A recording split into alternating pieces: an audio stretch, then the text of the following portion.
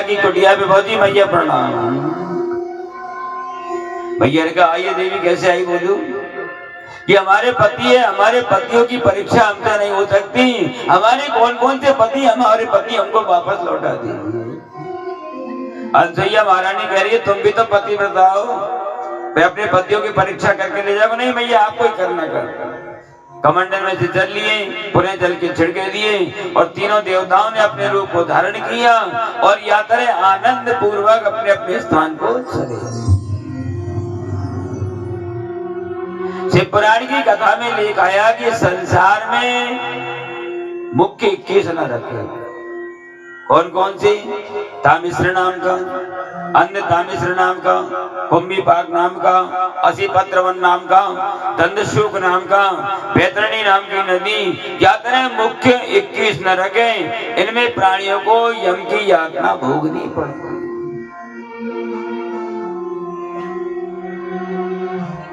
जो पराये धन का हरण करता है, दूसरे धन को जो हरण करता है नहीं प्राणी, उसको तामिश्र नाम के नरक में डाला जाता है।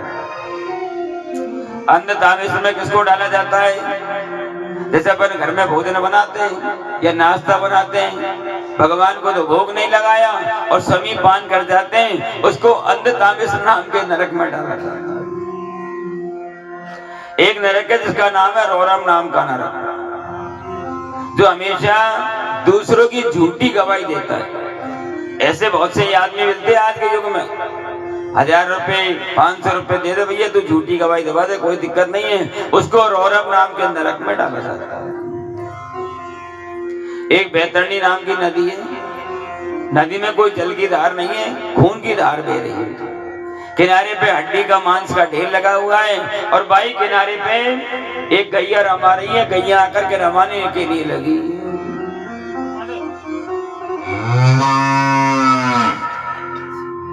गैया क्या कह रही है? अगर तूने गैया का दान किया हो तो मेरी पूंछ को पकड़ के नदी को पार कर ले। लेकिन वो मनुष्य नेत्र में से जल की धार बह रही है और रोदन कर रहा है, तुम तो कह रहे हो गैया की दान, मैं भी किसी ब्राह्मण को भोजन नहीं कराया, किसी संत बाबा को आज तक भोजन नहीं कराया। अनेक प्रकार की पीड़ाओं को सहन करते हैं। एक शालमई नाम का वृक्ष बना हुआ है जिसमें कैसी दशा बन रही है? नीचे की तरफ मुखार बिंद है और ऊपर की तरफ पैर करके आदमी लटक रहा है और विलाप कर रहा है, स्त्री को, पुत्र को, सबको याद कर रहा है, करके मेरी रक्षा कीजिए।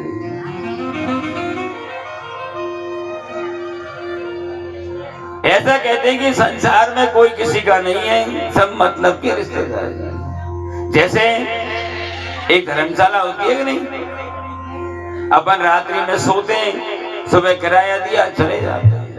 यही तरह मनुष्य का शरीर है, मुसाफिर की तरह, धर्मशाला की तरह। इसका मनुष्य को विश्वास नहीं करना चाहिए कि बड़े भाग्य मन से तन पावा, सुर दुर्लभ सद्ग्रंथ निभावा, हरि भाग्य मानुष तन पावा, सुर दुर्लभ सद्ग्रंथ निभावा, बड़े भाग्य मानुष तन पावा, बड़े भाग्य मानुष तन पावा, सुर दुर्लभ सद्ग्रंथ निभावा, सुर दुर्लभ सद्ग्रंथ निभावा।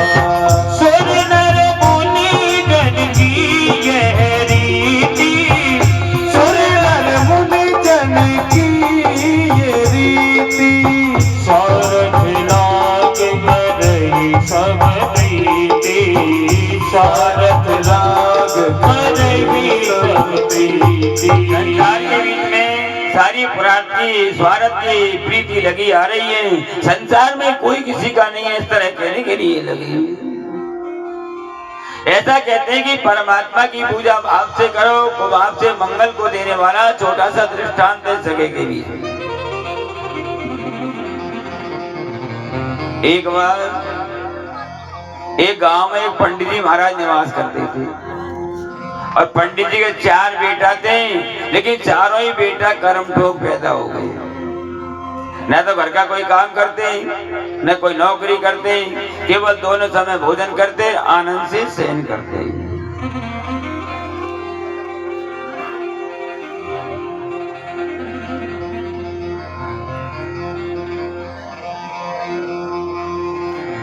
पंडित जी ने क्या विचार किया, भाई एक बेटा का मूर्ख हो जाए चल जाए, 2 हो तो चल जाए, 3 हो चल जाए, लेकिन 4 ही मूर्ख पैदा हो गए। पंडित जी ने क्या, अब क्या करना चाहिए? तो पंडित जी ने कहा देखो एक काम करो, पाठशाला में भर्ती कराओ चारों, जिससे पेट पालन तो हो जाए। चारों बेटाओं को लेकर काशी में पहुंच गए और काशी की पाठशाला में गए। गुरुदेव प्रणाम, आइए भाई कैसे आए पंडित जी महाराज?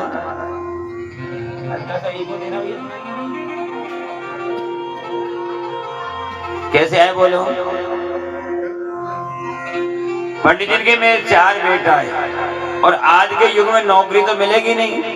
एक काम करो महाराज, चारों को पंडिताई को काम सिखा दो, जिससे अपना पेट पालन तो कर लेंगे। गुरुदेव ने कहा ठीक, तो चारों को पाठशाला में भर्ती करा दिया और पंडित जी चले गए और ये आनंद से भोजन करते, लेकिन पाठशाला में न पढ़ाई करते न कोई काम करते।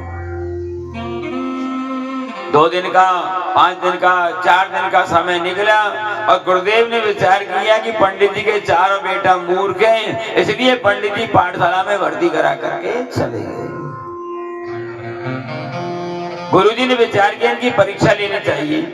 तो गुरुजी ने क्या किया, एक धोती को अपने हाथ में लिया और चारों चेलाओं से कह दिए कि नदी में धोती को धो करके लाइए। अभी चेला धोती को लेके गए नदी पे और जैसे नदी में गए तो धोती 1 और चेला 4। आपस में विवाद हुआ कि मैं दूंगा, मैं दूंगा, मैं दूंगा। क्यों? कि जो धोएगा उसी को तो इनाम मिलेगी। तो उनने आपस में झगड़ा किया। तो चारों भाई ने कहा झगड़ा क्यों कर रहे हो? तो क्या करना चाहिए कि धोती के 4 टुकड़ा कर दो। झगड़ा क्यों करो? 4 टुकड़ा कर दो। एक ने कहा ठीक, बराबर के 4 टुकड़ा कर दिए और बढ़िया साबुन से धो के, जल में धो के और सुखा के और घड़ी करके और जंगल से पहुंचे नदी से और गुरुजी के पास में गए। गुरुदेव धोती लो, हम धो के ले आए। गुरुजी ने देखा कि धोती तो 1 नहीं थी, 4 धोती कैसे हो गई? गुरुजी ने कहा 1 धोती थी, 4 कैसे हो गई? तो चेले ने कहा गुरुजी तुम्हें बुद्धि तो है नहीं। बात तो सही कह रहे हो भाई, हमें बुद्धि नहीं, तुमने ये विचार नहीं किया। तो चेला तो 4 है, लेकिन धोती 1 है, 4 में से कौन धोएगा ये भी तो विचार करते। गुरुदेव ठीक है भैया। तो गुरुजी ने कहा तुम्हारी पढ़ाई पूरी हो गई, अब अपने अपने घर चले जाओ।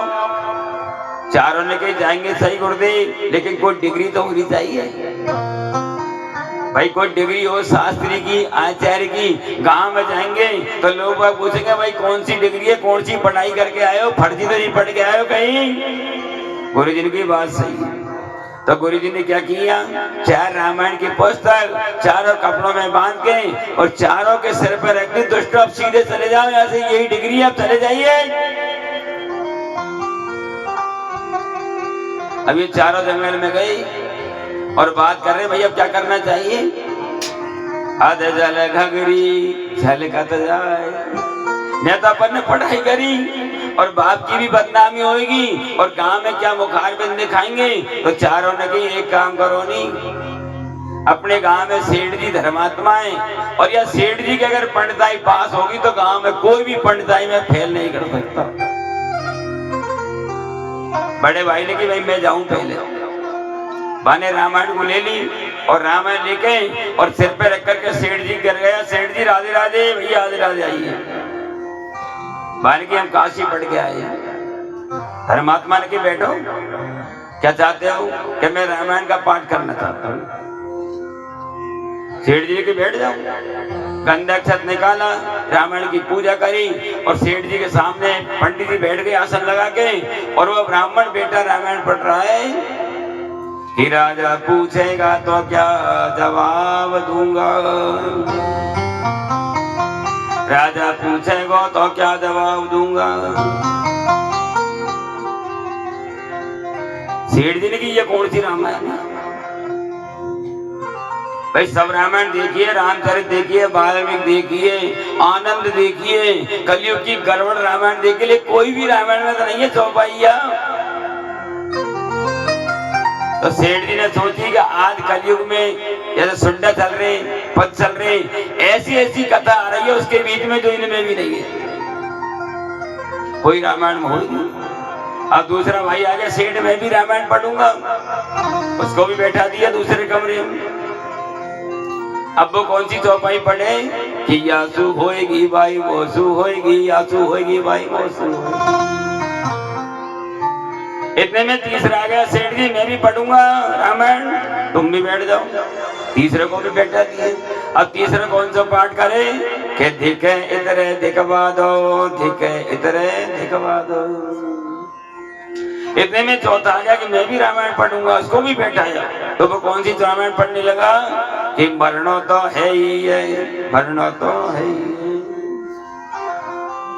सेठ जी ने सब दुकान की रामायण लिया है, मंदिर की रामायण लिया है, लेकिन कोई भी रामायण में चौपाई नहीं मिली चारों की। अब एक दिन सेठ जी के गुरुजी आ गए और गुरुजी ने देखा चार ब्राह्मण के बेटाओं को पद्र मूर्ख है, ये बैठे नहीं मूर्ख है, अरे इन पर चंदन लगाना भी नहीं आता, ये रामायण का पाठ क्या करेंगे। लेकिन चारों ब्राह्मण के बेटे चाहे मूर्ख है, इनको बचाना चाहिए। सेठ जी ने कहा महाराज चार ब्राह्मण बैठा है रामायण पढ़ने के लिए, और इनको 1 महीना हो गए बढ़िया चकाचक का भोजन कर रहे हैं, लेकिन रामायण पल्ले ही नहीं पड़ी है। ये कौन सी रामायण पढ़े, पल्ले ही नहीं पड़े। गुरु जी ने की चिंता मत करो, पर बताइए चलो आप। गुरुजी सेठ जी को लेकर सबसे पहले बड़े बेटा के कमरा में गए ब्राह्मण के में, और जाकर देखा वो क्या कह रहा है। राजा पूछेगा तो क्या जवाब दूंगा। सेठ जी ने कहा गुरुदेव ये कौन सी रामायण है, कौन सी रामायण में है चौपाई। तो गुरुजी ने कहा देख सुन, ये रामचरितमानस में ये सुमंत जी का पाठ कर रहा है, ये सुमंत का पाठ। भगवान राम को जब वनवास हो गया तो दशरथ जी ने कह दिया कि जंगल में ले जाकर के वापस लेकर के आ जाना। अब भगवान ने मना कर दी कि भाई हम वापस नहीं जाएंगे। तो अब समझ जी चक्कर में पड़ गए कि राजा पूछेगा तो मैं क्या जवाब दूंगा, राम लक्ष्मण को लेके क्यों नहीं आएंगे। दूसरे ब्राह्मण के कमरा में गए तो वो क्या पढ़ रहा है कि यासु होएगी भाई वोसु होएगी, कि ये राम का सुग्रीव का पाठ कर रहा है। राम की सीता स्त्री थी जिसका हरण करके रावण ले गया, और सुग्रीव की स्त्री थी रूमा जिसका हरण करके बाली ने अपने भवन में रख लिया। तो ये राम और सुग्रीव का पाठ कर रहा है। और तीसरा कि दिखे इतने दिखवा दो, या मंदोदरी को पाठ कर रहा है। मंदोदरी ने विचार कर लिया कि भगवान से विजय प्राप्त नहीं कर सकता, और जब तक दिख रही है नहीं तब तक मरना तो है ही है। ये रावण को पाठ कर रहा है। रावण ने भी विचार कर लिया कि भगवान से मैं जीत नहीं सकता, और आखिरी में मेरे को मरना तो है ही है। इसलिए कहा जाती रही रे भावना जैसी, जाती रही भावना जैसी, प्रभु मूरत देखी तिन जैसी, प्रभु मूरत देखी तिन जैसी। जाती रही रे भावना जैसी, जाती रही भावना जैसी, प्रभु मूरत देखी तिन जैसी, प्रभु मूरत देखी तिन जैसी। राम राम राम राम राम राम राम, जय राम राम राम राम राम राम। राजा राम राम राम, सीता राम राम राम, बोल राम राम राम राजा राम राम राम। जाती रही, जाती रही, जाती रही, जाती रही रे भावना जैसी, जाती रही भावना जैसी, मूरत देखी दिन तैसी। प्रभु मूरत देखी दिन तैसी। जिसकी जैसी भावनाएं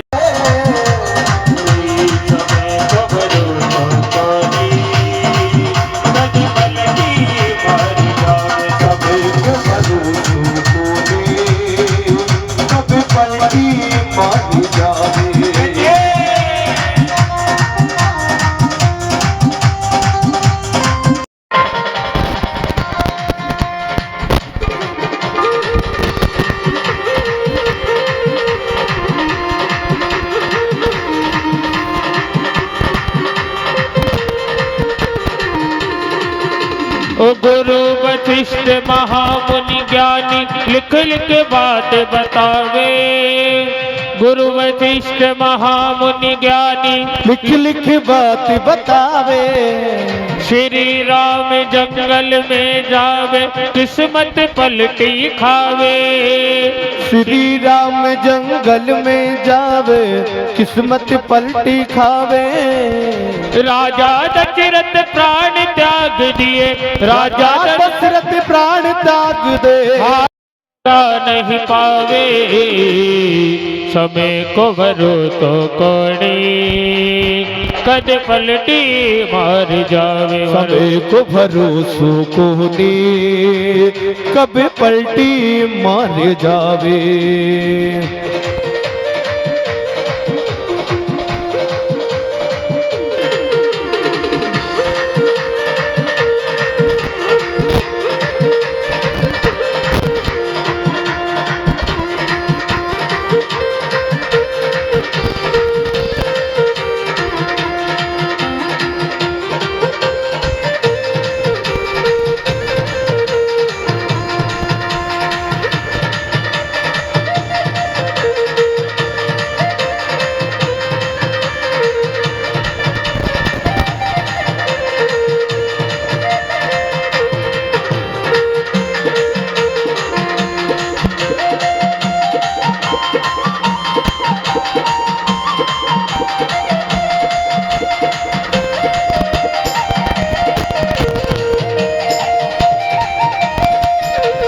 राजा हरिश्चंद्र रानी तारामती रोहिताश कंवर कहावे। रोहितास कंवर कहावे। रोहिताश कंवर कहावे। ऐसा खेल रचो मेरे दाता तीनों बिकवा जावे। तीनों बिकवा जावे। तीनों बिकवा जावे। एक हरिजन अरे एक हरिजन एक ब्राह्मण घर एक को बिजागर जावे। समय को भरो तो कोड़ी कद पलटी मार जावे। को भरोसो को दे कब पलटी मार जावे।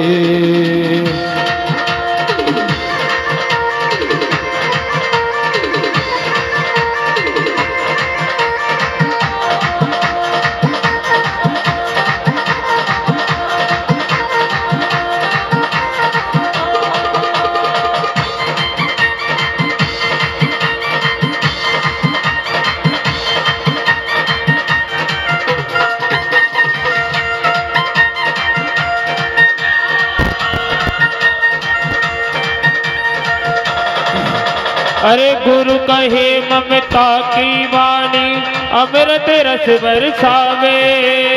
अमृत रस बरसावे। अमृत रस बरसावे। मानो मनड़ो कईयों नी माने फिर गोता खावे। फिर गोता खावे। फिर गोता खावे। हरिदास गुरु मिल गया पूरा। हरिचंद्र गुरु मिल मिल गए पूरा। रामदास जस गावे। दोनों हाथ ऊपर खड़े करते हुए, सीधे सीधे हाथ। जिनको एक दिया है वो एक उठाओ, जिनको दो दिए हैं वो दोनों उठाओ, जिनको ना दिए वो पड़ोस वाले के दोनों हाथ में ले लो और मिलकर बोलना, समय को वरो तो कोनी कद पलटी मर जावे। हमें को भरोसो को ने कभी पलटी मार जावे। कद पलटी मर जावे। वो कभी पलटी मार जावे। कद पलटी मर जावे। कद पलटी मार जावे। भोलेनाथ कभी पलटी मार जावे। बोले भोलेनाथ बोले भोलेनाथ कभी पलटी बोले भोलेनाथ बोले भोलेनाथ रे बोले भोलेनाथ। हमें को भरो तो कोनी कद पलटी मर जावे। हमें को भरोसो को दे कभी पलटी मार जावे।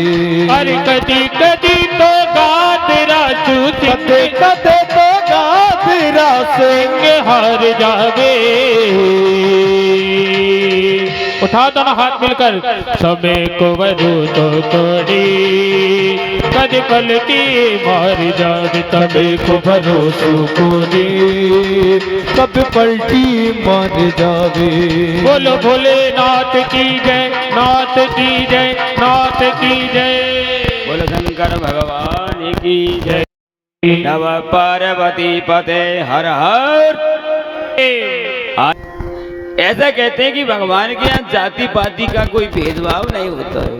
जाति पाति नहीं कोई जात पाति पूछे नहीं कोई। हरि को भजे तो हरि को होई। हरि को भजे सुहरि को होई। जाति पाति पूछे नहीं कोई। हरि को भजे तो हरि को होई। राम सिया राम जय जय राम। राम सिया राम जय जय राम। परमात्मा के यहाँ जाति पाति का कोई भेदभाव नहीं होता है। सत्यनारायण जी की कथा में बताया है 5वें अध्याय में। आसी तुंग धजो राजा प्रजा पालन तत्पर। एक तुंगध्वज नाम के राजा थे। राजा का नियम था प्रजा की तरह प्रजा की पुत्रवत रक्षा करना। अब ये राजा क्या करते थे, जंगल के बीच में शिकार खेलने के लिए जाते हैं। और एक दिन शिकार खेलने गए तो क्या देखा, एक बड़ के पेड़ के नीचे 2 4 5 ग्वालों को बैठा हुआ। ग्वाल भगवान सत्यनारायण जी की पूजा कर रहे थे। भगवान की पूजा करके भगवान को भोग लगाया और इनके मन में विचार आया कि सबसे पहले राजा को प्रसाद देना। भगवान को भोग लगा के और थोड़ा प्रसाद लेके राजा के पास में गए। राजा से कहे, राजा ने प्रसाद दीजिए, सत्यनारायण जी का खिलाइए भैया। अब राजा ने प्रसाद तो ले लिया, लेकिन मन में हीन भावना पैदा हुई कि पता नहीं है कौन कौन सी जाति के गोपाल हैं और मैं राजा उनके हाथ का मैं प्रसाद कैसे ग्रहण करूं। राजा ने प्रसाद तो लिया, लेकिन दोना को जमीन में छोड़ दिया और अपने नगर को गए तो राजा का राज्य पुत्र महल सारी वस्तुओं का नाश हो गया। पुणे ग्वाल वालों के पास आए, भैया हमको भगवान का प्रसाद चाहिए, लेकिन सारे ग्वाल वालों ने मना कर दिया, राजा हम प्रसाद ग्रहण कर चुके हैं, हमारे पास कोई भी प्रसाद नहीं बचा। अब एक ग्वाल को शर्म आ रही थी, क्यों? क्योंकि उसके बाद में झूठा प्रसाद था, क्योंकि ये तो राजा है और ये मेरा झूठा प्रसाद है, मैं कैसे लाऊं राजा को। बाने के राजा ने प्रसाद तो है, लेकिन मेरा झूठा प्रसाद है। राजा ने उसी झूठे प्रसाद को लिया और राजा के धर्मपुत्र की प्राप्ति हो गई। इसलिए कहते हैं कि भगवान के यहाँ जाति पाति का कोई भेदभाव नहीं होता। एक परमात्मा की परम भक्ति थी जिसका नाम था सबरी नाम की दासी।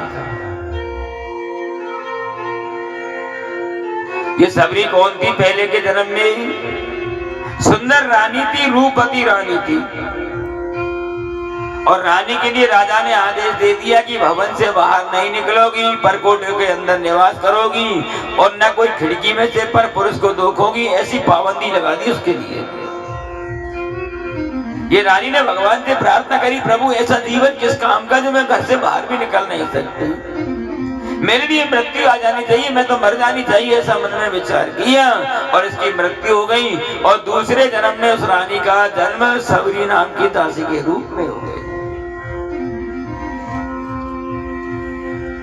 जंगल में पहुंची ऋषि की कुटिया पे, ऋषि मेरे कल्याण का रास्ता बताइए, भाई मेरा कल्याण होना चाहिए। ऋषि ने उसको गुरु मंत्र दे दिया, सारे रास्ते बता दिए, भगवान की प्राप्ति के यही रास्ते सब बता दिए।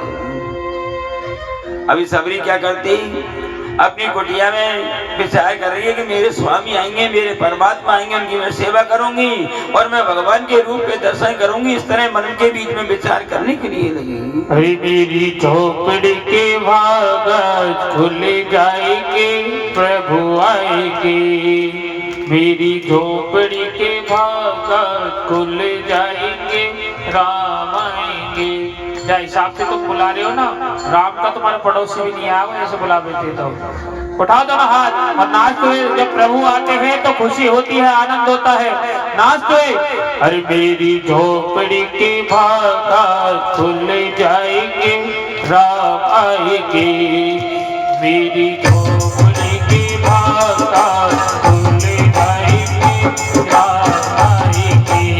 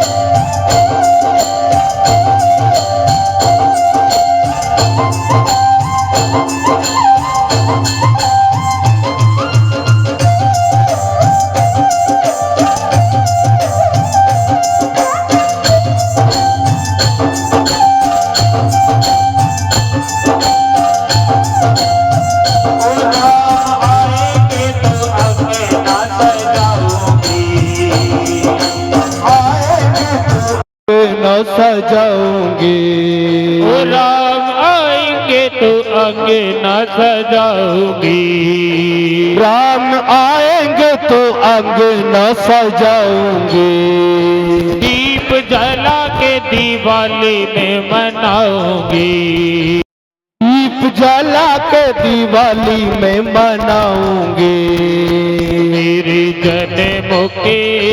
मेरे जन्मों के पाप सारे कट जाएंगे, राम आएंगे। झोपड़ी के भाग्य आज खुल जाएंगे, राम आएंगे।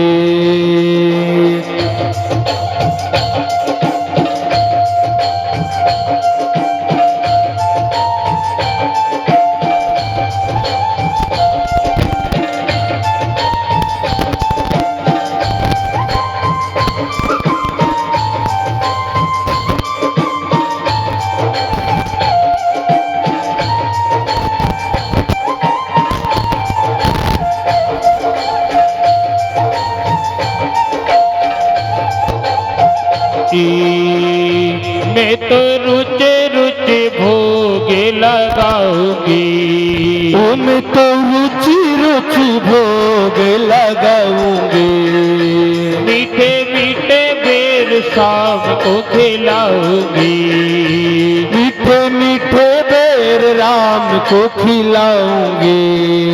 मेरी जिंदगी के सारे दुख कट जाएंगे, राम आएंगे। मेरी जिंदगी के सारे पाप कट जाएंगे, राम आएंगे।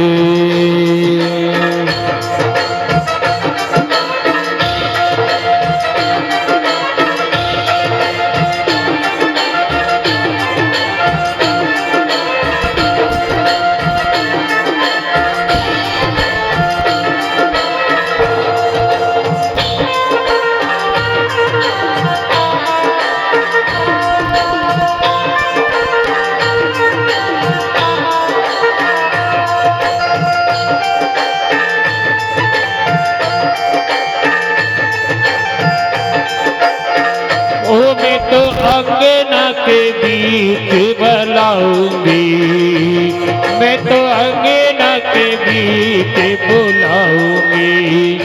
मीठी मीठी मैं तो सेज सजाऊंगी, वो प्यारी प्यारी मैं तो सेज सजाऊंगी। मेरी जिंदगी के सारे पाप कटे जाएंगे, राम आएंगे। अरे रे मेरी जिंदगी के सारे पाप कट जाएंगे, राम आएंगे। अरे रे मेरी झोपड़ी के भाग खुल जाएंगे, राम आएंगे, ओ राम आएंगे, ओ राम आएंगे। बोल शंकर भगवान की, नव पार्वती पते हर हर हर। महादेव। आज पूर्व अपनी कुटिया में लगी, जंगल के बेर के फलों को ला करके और अपनी कुटिया में आनंद से भगवान की सेवा करने के लिए लगी। एक रोज भगवान राम लक्ष्मण दोनों भैया उसी जंगल में भ्रमण करते हुए और सबरी की कुटिया के बीच में प्रवेश करने के लिए लगे। जैसे भगवान पहुंचे और सबरी अपने हाथ में झाड़ू को लेकर के और रास्ते को सफाई कर रही थी, रास्ते को झाड़ने के लिए लगी। भगवान को देखा, प्रणाम किया, प्रभु प्रणाम। भगवान को प्रणाम करके और अपनी कुटिया के बीच में अंदर प्रवेश करने के लिए लगी। भगवान को आसन में बैठाया, भगवान राम लक्ष्मण दोनों भैया बैठे और सबरी उनके साथ में जाकर के भगवान की इस तरह सेवा करने लगी।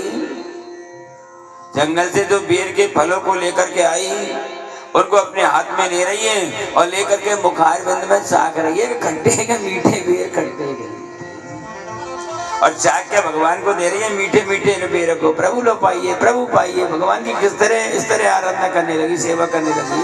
ओ रामा रामा रटते बीती रे उमरिया, रामा रामा रटते रटते बीती रे उमरिया।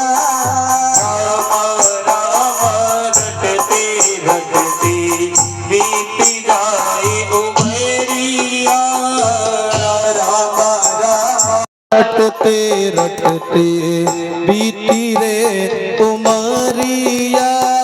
रघुकुल नंदन कभी आओगे, रघुकुल नंदन कभी आओगे, दिलनी की डगरिया। रामा रामा रटते रटते बीती जाए उमरिया, रामा रामा रटते रटते बीती रे उमरिया।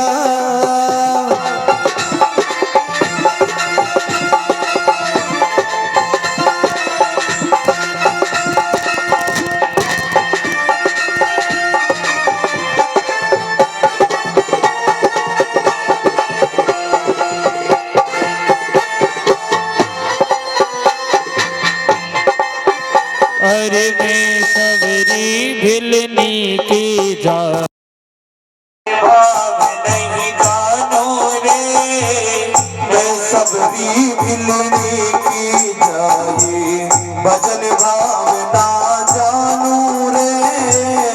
सबरी भजनी भाव नहीं जानू रे ओ मैं सबरी भिलड़ी की जाई भजन भाव ना जानू रे मैं तो तेरे नाम प्रभु की मन में जीवन खातू रे मैं तो तेरे नाम प्रभु से मन में जीवन पालू रे ओ मोहन मेरी विनती सुन लो हे मोहन मेरी विनती सुन लो बड़ी जाए उमरिया रामा रामा रटते रटते बीती जाए उमरिया रामा रामा रटते रटते बीती रे उमरिया रामा रामा रटते रटते बीती रे उमरिया आनंद पूर्वक अपनी गुट करने के लिए लगी। भगवान ने एक पेड़ के फल को लिया और लक्ष्मण से कहा भैया तुम भी तो चाक के देखो, पेड़ के फल मीठे हैं खट्टे, तुम भी चाक करके।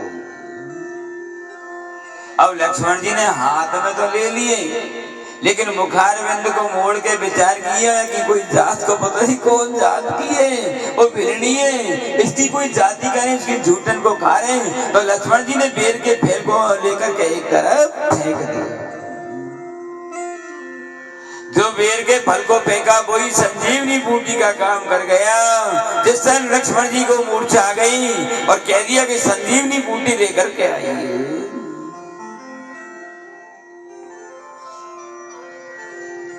सुसैन नाम के वैद्य को बुलाया। वैद्य जी ने कह दिया भैया जब तक बूटी नहीं आएगी तब तक प्राण वापस नहीं आता।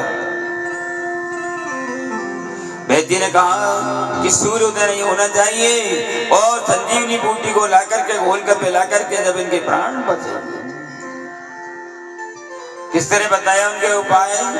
चलो सूरज उदय न होए संजीवन लेके हरे हरे संजीवन लेके आ गइयो जो जी सूरज उदय न होई संजीवन लेके हरे हरे संजीवन लेके आ गइयो। गुरुदेव ने कह दिया हनुमान जी से कि जब तक सूर्योदय नहीं हो तब तक संजीवनी बूटी लेकर के आ जाए। हनुमान जी आकाश के बीच में उड़ते हुए जाने के लगे, आकाश में जाने के लिए लगे। हरि कौन के कूद कौन की जाए क्या है तुम्हारो नाम। कौन के कूद कौन की जाए क्या है तुम्हारो नाम। हनुमान जी पर्वत के किनारे पहुंचे, संजीवनी बूटी को खाने की तैयारी कर रहे हैं। तब पर्वत ने पूछा भाई तुम कौन हो, तुम्हारा क्या नाम है और तुम के किसके कहने से आए ये बताइए। अरे कौन के भेजे तुम हो आए, कौन के भेजे तुम हो आए, कौन लग्यो है शक्तिमान संजीवन लेके हरे हरे संजीवन लेके आए गइयो जो जी सूरज उदय न हो। पर्वत ने पूछा सारा परिचय दीजिए। तो हनुमान जी ने किस तरह बताया। हरि पवन के सूत अंजनी की जाए हनुमत मेरो नाम। पवन के सूत अंजनी की जाए हनुमत मेरो नाम। राम के भेजे हम हैं आए हो, राम के भेजे हम हैं आए लखने लग्यो है शक्तिमान संजीवन लेके हरे हरे संजीवन लेके आ गइयो जो जी सूरज उदय न हो। संजीवन लेके आ गइयो जो जी सूरज उदय न हो। हनुमान जी ने बताया मैं पवन का पुत्र हूँ, मेरी माता का नाम अंजनी है और भगवान राम के कहने से और लक्ष्मण जी के लिए शक्तिमान लग गया, इसलिए लेने के लिए आया। हनुमान जी ने पर्वत को उखाड़ करके गुरुदेव के पास में गए, उसमें से संजीवनी बूटी को निकाला, घोल करके पिला करके लक्ष्मण जी को पिलाया। लक्ष्मण जी के प्राण वापस आ गए।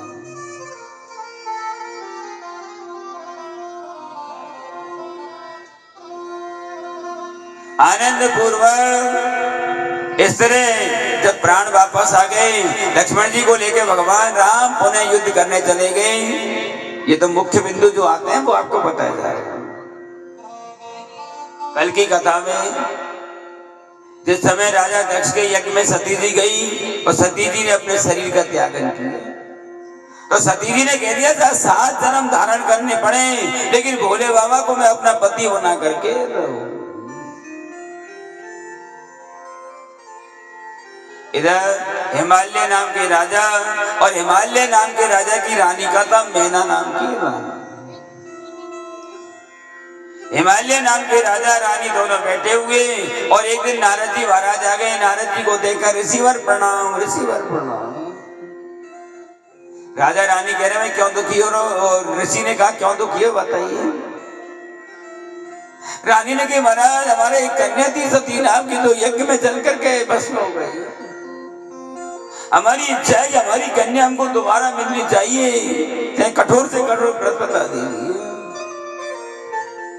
नारद जी ने कहा चिंता मत करो, तुम एक काम करो, माता जगदम्बा की पूजा करो, मिट्टी की मूर्ति बनाओ, बढ़िया ठोस काली मिट्टी, बढ़िया मैया की पूजा करो और उनसे प्रार्थना करो तुम्हारे यहाँ पुत्र रूपी कन्या का जन्म हो जाए।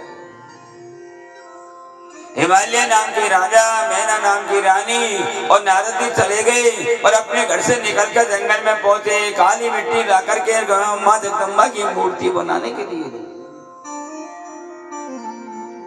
मंत्रों के द्वारा अभिमंत्रित कर दिया। देवी मैया की बार बार में आराधना करने लगी कि नमो देव्यै महादेव्यै शिवायै सततं नमः। नमः प्रकृते भद्रायै नियताः स्वर्गे स्मृतां हरसवि तिमसे सदन्तो स्वस्ति स्मृतां मतिमतीव शुभां ददासि। दारिद्र्य दुःख भयहारणिकात्मजन्या सर्वोपकार करणाय सदास्त चित्ता। सुंदर गंगा जी का किनारा देखा, गंगा जी के जल में स्नान करके और जगदम्बा की मूर्ति बना करके और आनंद से नाना प्रकार से मैया की आराधना करने लगी, मैया की पूजा करने लगी। मैया मेरी शेरवाली, मैया है मेरी शेरवाली, माँ की ज्योति अजब निराली, सच्चा है माँ का दरबार मैया का जवाब नहीं, सच्चा है माँ का दरबार मैया का जवाब नहीं। ओ मैया का जवाब नहीं, ओ मैया का जवाब नहीं, ओ मैया का जवाब नहीं, ओ मैया का जवाब नहीं। बड़ा प्यारा सजा है दरबार मैया का जवाब नहीं, सारे माँ का दरबार भैया का जवाब नहीं।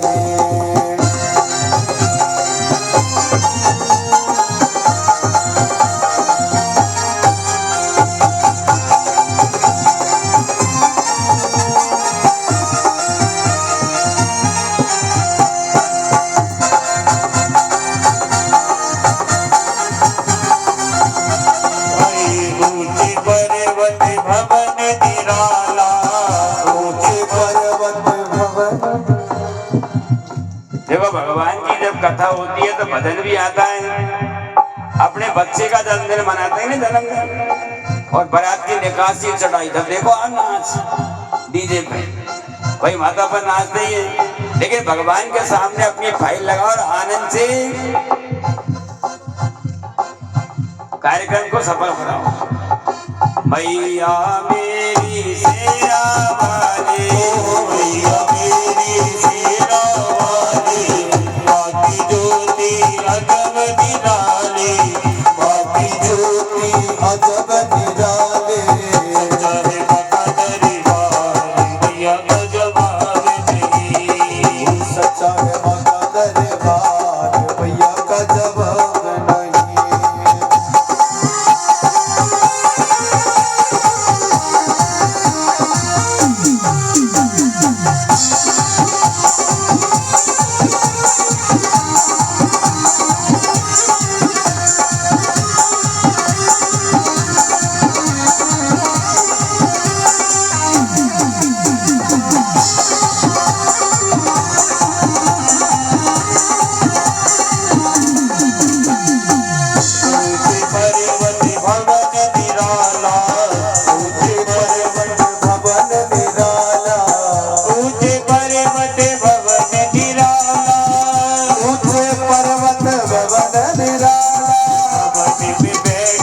शेर विशाला पवन में बैठा सिंह विशाला मैया शेर पे सवार मैया शेर पे सवार मैया का जवान नहीं माता दरबार मैया का जवाब नहीं ओ मैया का जवाब नहीं ओ मैया का जवाब नहीं ओ मैया का जवाब नहीं मैया का जवाब नहीं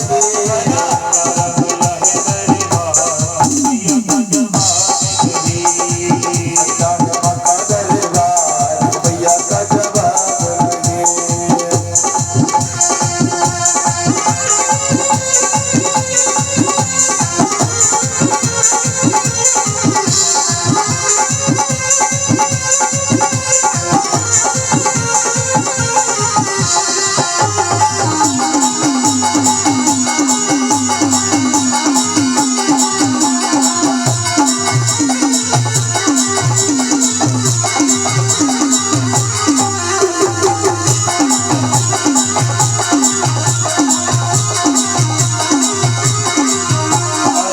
नंगे पैरों अकबर आया नंगे पैरों अकबर आया सरसों का छतर चढ़ाया सरसों का छतर चढ़ाया तुर किया अहंकार मैया का जवाब नहीं मैया का जवाब अरे दरबार मैया का जवाब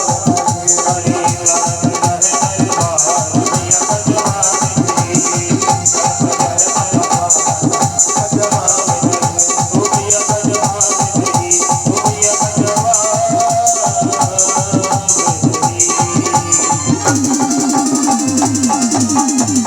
बोलो साचे दरबार की जय। के पुत्र थे राजा दक्ष। पहले 10,000 बेटा पैदा हुए उनको नारद जी ने महात्मा बना दिए। 1,000 बेटा फिर पैदा हुए उनको नारद जी ने महात्मा बना दिए। उसके बाद में उनके 60 कन्याओं का जन्म हुआ।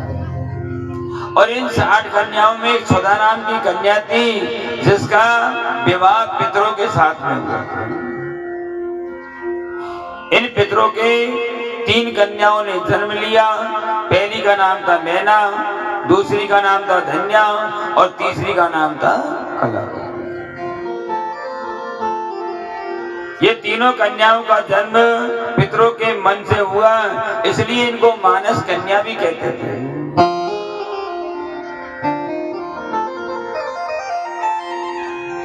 ऐसा कहते हैं जिस समय के वृक्ष में ऋषि महर्षि बैठे हुए थे और ये कन्याओं का जन्म हुआ तो सबसे बड़ी कन्या थी जिसका नाम था मैना नाम की, उसके बीच में से पार्वती जी का जन्म हुआ। धन्या नाम की कन्या जिनका विवाह राजा जनक के साथ में हुआ, जिनके जो कन्या पैदा हुई उसका नाम था सीता। और तीसरी कन्या थी कलावती, राजा बृषभान की पत्नी बनेगी और उसका नाम राधा होगा। ये 3 कन्या थे। राजा रानी दोनों ने मिलकर के जगदम्बा की तपस्या कितने वर्ष तक करी? 27 वर्ष तक। आज के युग में 2 दिन करेगा, 5 दिन करेगा, 10 दिन करेगा, 6 महीने करेगा, साल भर करेगा, देख लेगा कोई फल नहीं मिला, छोड़ो उसको। लेकिन राजा रानी ने 27 वर्ष तक जगदम्बा की पूजा करी। जगदम्बा मैया की ऐसी कृपा बनी कि पहला महीना निकला, दूसरा महीना निकला, तीसरा महीना निकला और 10वें महीने का समय नजदीक आ गया। आकाश के बीच में बिजली चमकने के लिए लगी और राजा रानी के घर जाकर के कन्या का जन्म हुआ। आनंद पूर्वक देवता पुष्पों की वर्षा करने के लिए लगे, धुंधवी नगाड़े बजने के लिए लगे। राजा रानी अपनी कन्या को देख करके, बहुत से तो पुत्र हो तो ही बजाय व्यवस्था, लेकिन राजा रानी के जो कन्या पैदा हुई थी उसी कन्या का उत्सव मनाने लगे, पार्वती के जन्मोत्सव को करने के लिए लगे। नारद जी महाराज भी प्रवेश करने लगे अपने हाथों में वीणा को लेकर के, और नारद जी भगवान का गुणानुवाद करते हुए जाने के लिए लगी। श्रीमन्नारायण भवतारायण, श्रीमन्नारायण भवतारायण देव नारायण नारायण नारायण नारायण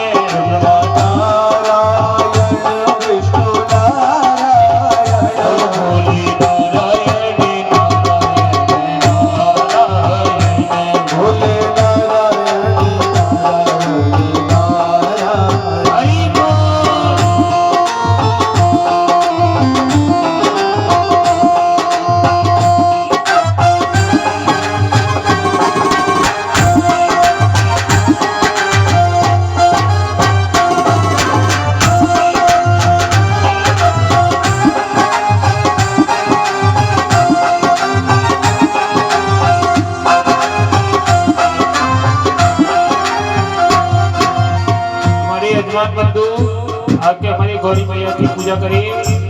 बाकी के सभी अपने स्थान से गौरा माँ के दर्शन करते हुए जो भी पूजा करना चाहे आके गौरा मैया की पूजा कर सकते हैं।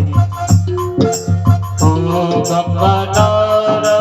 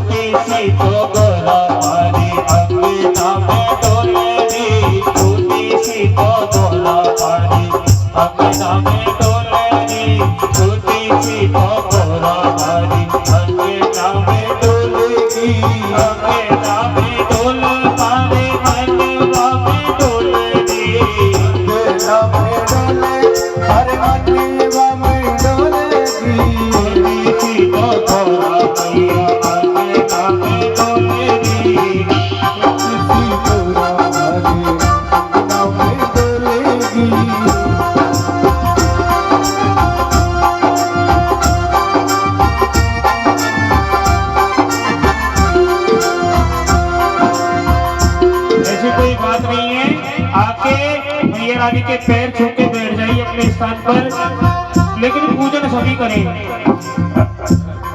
अरे छोटी सी तो गौरा मैया अंगना में डोलेगी, छोटी सी तो गौरा मैया।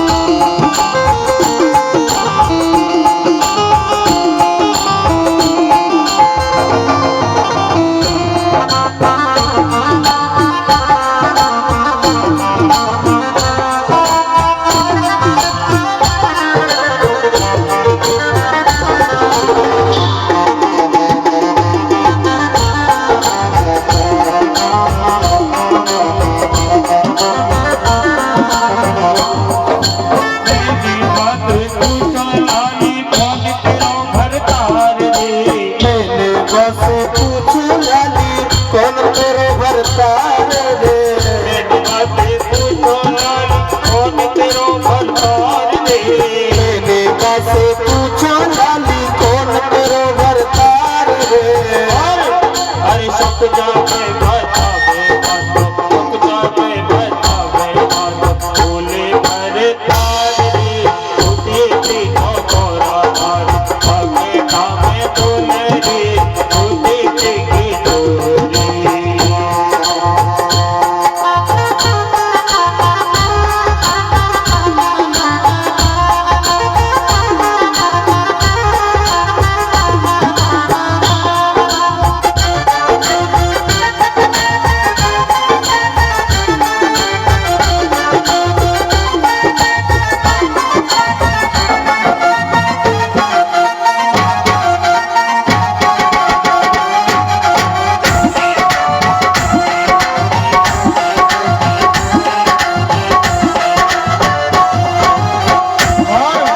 मैंने बातें पूछा लाली कहाँ तिहारो गाँव रे।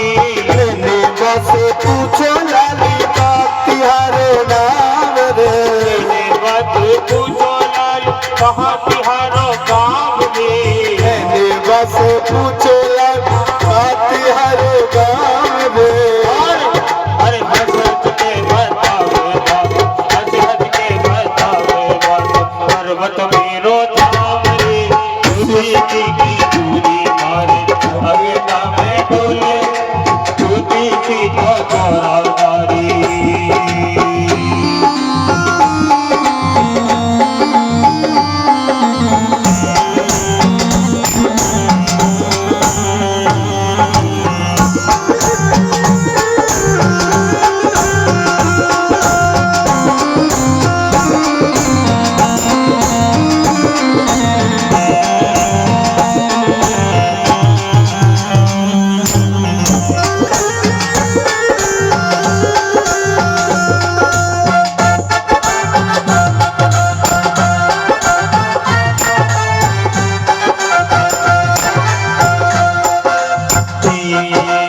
मैंने बातें पूछो लाली कौन तेरो भरतार रे। बस पूछो लाली कौन तेरो भरतार रे। मैंने बातें पूछो लाली कौन तेरो भरतार रे।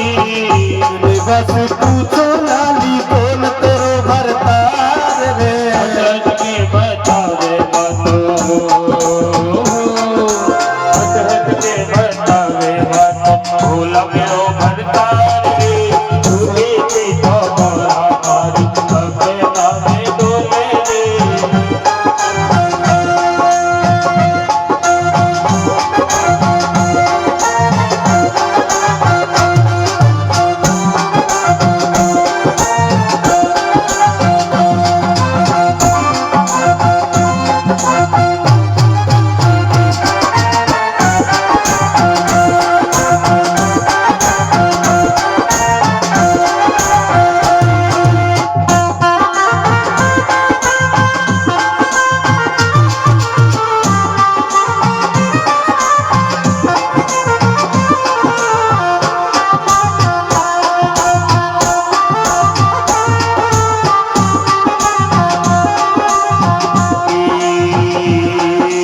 मैंने बातें पूछो लाली कौन तिहारो बात रे। मैंने बातें पूछो लाली कौन तिहारो तात रे। हंस हंस के बतावे बातों,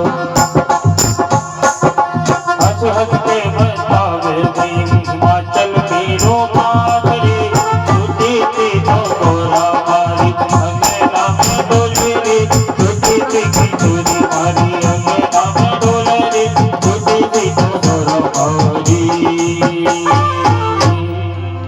बोल गोरा मैया की, बोल शंकर भगवान की जय। नमः पार्वती पते हर हर महादेव। आनंद पूर्वक 10वें महीने के बीच में बसंत ऋतु में चैत्र के महीना में 9वीं नामी की तिथि थी और मृगशीर नाम का नक्षत्र था और 22वें माता का जन्म।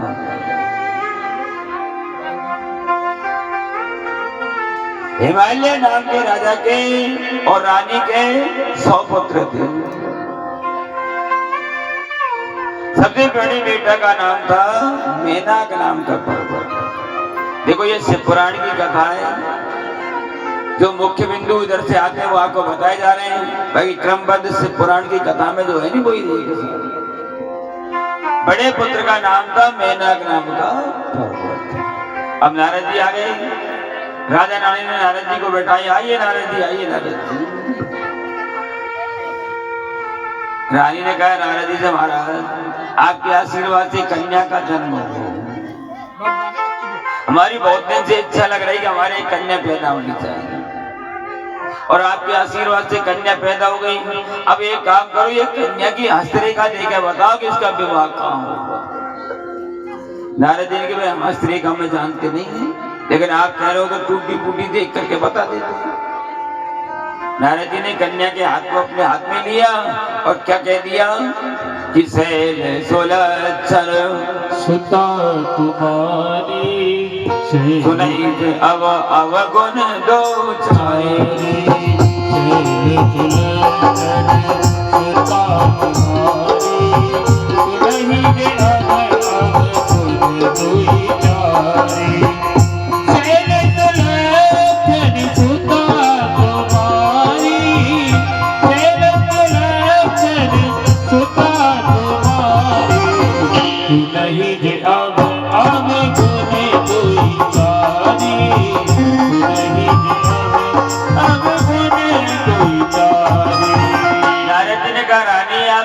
मत करो, तुम्हारी कन्या सुंदर है, सौभाग्यवती है, सुलक्षण है, और इसका विवाह भगवान शंकर के साथ में होगा।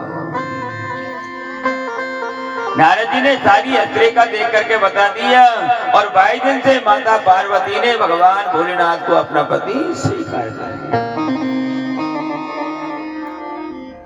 हिमालय नाम के राजा और रानी ऋषिवर की पूजा करके, दानमान की सेवा करके, और आनंद पूर्वक ऋषि अपनी कुटिया में निवास करने को चले गए। कंस का अत्याचार बढ़ने के लिए लगा।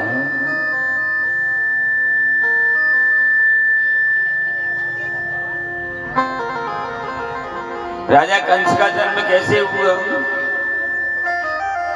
उग्रसेन नाम के राजा थे, जिनकी रानी का नाम था पवन रेखा नाम की रानी। अब एक दिन रानी क्या कर रही, जंगल में अपनी सखियों को लेकर के और हास्य विनोद विहार करने के लिए, भ्रमण करने के लिए चली गई। दोपहर का समय हुआ और बाई समय जंगल में से द्रुमलिक नाम का बानर आ गया, और बानर आकर के रानी के साथ में काम वासना भोगने लगा। तो रानी ने कहा, दुष्ट ने अन्याय कर दिया, मेरी ग्रस्त धर्म को नष्ट कर दिया। लेकिन बानर ने कहा, रानी तुम्हारे गर्भ में ऐसी संतान पैदा होगी जो देवताओं को सबको दुखी कर देगी। समय पाकर जो पुत्र पैदा हुआ उसका नाम कंस पड़ गया।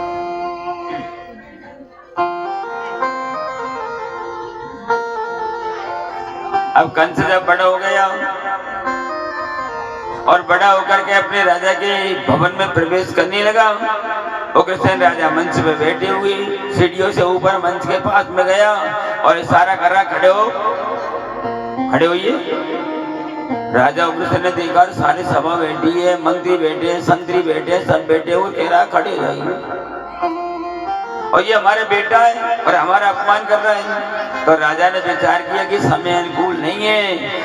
राजा अपने सिंहासन से नीचे खड़े हुए, और ये कंस ने क्या किया, सिंहासन पे बैठ गए और कह दिया, आज से मैं हूँ राजा, ये राजा नहीं है, मैं राजा हूँ। कंस का अत्याचार बढ़ने लगा, सारी प्रजा दुखी हो गई, और उस समय राजा कंस की बहन थी जिसका नाम का प्यारी देव थी। अपनी बहन का संबंध कहाँ किया, वसुदेव जी महाराज के साथ। लगन पत्रिका को, पीली पत्रिका को सबको भेज दिया, सारी तैयारियां होने लगी, और वसुदेव जी महाराज बारात को लेकर के मथुरा नगरी में प्रवेश।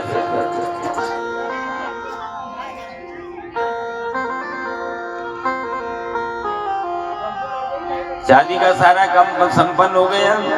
अब राजा ने विचार किया, मंत्री से कही मेरी बहन को पहुंचाने विदा करने में स्वयं जाऊंगा। राजा ने सारथी से कह दिया रथ को तैयार करवाओ, तो दरवाजे के सामने रथ खड़ा करवा दिया। वसुदेव देवकी दोनों रथ के पीछे की तरफ आकर के खड़े हो गए। अब राजा कंस अपने घर से निकला, अपने घर से निकल कर भवन से निकल करके और राजा कंस रथ के ऊपर चढ़ा और रथ की लगाम को पकड़ करके और जंगल के बीच में रथ जाने के लिए लगे।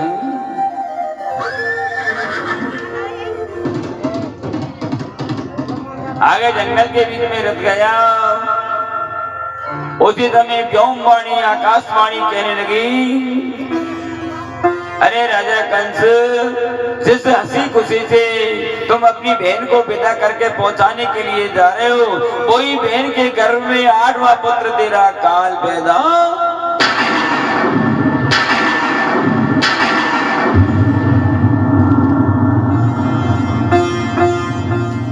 राजा कंस ने बांधे बंद कराए। आकाशवाणी क्या कह रही है कि देवकी के गर्भ में जो 8वां पुत्र है वो तेरा काल पैदा। बाजे बंद करवा दिए और राजा कंस रथ से नहीं उतरा। पहले तो हंसने लगा और उतर करके और वसुदेव देवकी की तरफ जैसे गया तो वसुदेव और देवकी दोनों रुदन कर रहे, भैया भैया भैया ऐसा मत करे हो, ऐसा मत कीजिए, तुमने मेरे 6 पुत्रों का वध कर दिया। देवकी और वसुदेव यात्रा विदा करने के लिए जा रहे थे। उनके नेत्रों में जल की धार बहने के लिए लगी और रुदन कर रहे थे, भैया ऐसा मत कीजिए, अभी मेरी शादी का काम भी पूरा नहीं हुआ, अभी मेरी विदाई का काम भी नहीं पूरा हुआ, भैया ऐसा मत कीजिए। राजा कंस ने दोनों को रास्ते में ही छोड़ दिया और उतर करके रथ को लेकर अपने घर चले गए। वसुदेव देवकी दोनों जाकर के पहुंचे, लेकिन दुष्ट को नींद नहीं आ रही थी। वही व्योमवाणी आकाशवाणी की आवाज आने के लिए लगी। समय चक्र चलने लगा और समय निकला। देवकी का कुछ समय निकला तो गर्भवती हो गई, तो पहले पुत्र का जन्म हो गया। वसुदेव महाराज अपने पुत्र को लेकर राजा कंस के पास में गए। राजा कंस ने कही, भाई इससे तो मुझे कोई डर नहीं, इसको वापस ले जाओ। क्यों? क्योंकि 8वां पुत्र मेरा काल पैदा है। इसको लेके चले गए। नारद जी आए, क्या किया तुमने? वापस लौटा, हमारा पहला पुत्र है ये तो। नारद जी ने 8 लाइन खींच कर बताई, इधर से गिन के बताओ, इधर से गिन के बताओ। राजा कंस ने विचार किया, सत्य। तो राजा कंस ने या तरह देवकी के 6 पुत्रों का वध कर दिया। वसुदेव देवकी को जेल खाने में डलका दिया, हाथों में हथकड़ी, पैरों में बीड़ी, सिंगीन ताले लगा दिए, कोई प्रवेश नहीं करता। 7वें पुत्र का समय नजदीक आया। भगवान ने अपनी योग माया के द्वारा देवकी के गर्भ को ले जाकर के और रोहिणी के गर्भ में प्रवेश करा दिया और कह दिया कि गर्भ खंडित हो गया, गर्भ खंडित। 8वें गर्भ का समय नजदीक आने के लिए लगा। सारे देवता आ गए, भगवान की प्रार्थना कर रहे हैं कि सत्यव्रतम सत्यव्रतम सत्यतीर्थम सत्यम सत्यस्य योनि निहतम सत्यम सत्यात्मकं त्वं शरणं प्रपद्ये।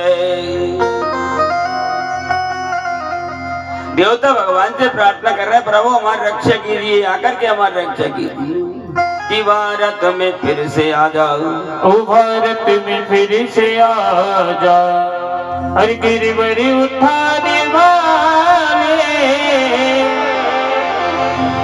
ओ भारत में फिर से आ जाओ, हर गिरधर उठाने वाले,